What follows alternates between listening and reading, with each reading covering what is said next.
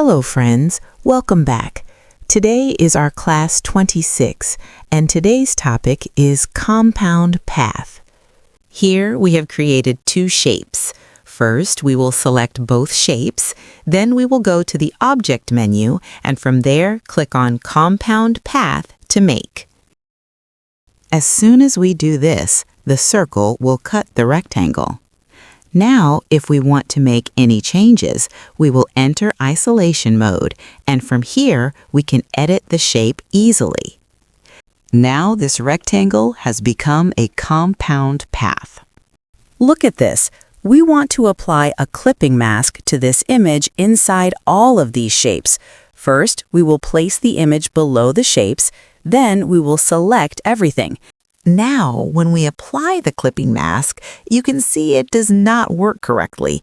The image appears only inside the last shape, not in all of them. But we want the image inside every shape.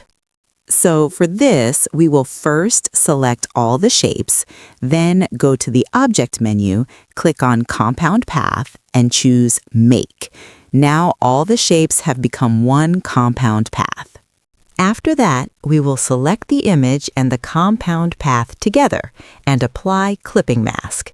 You can see now the image is perfectly clipped inside all the shapes.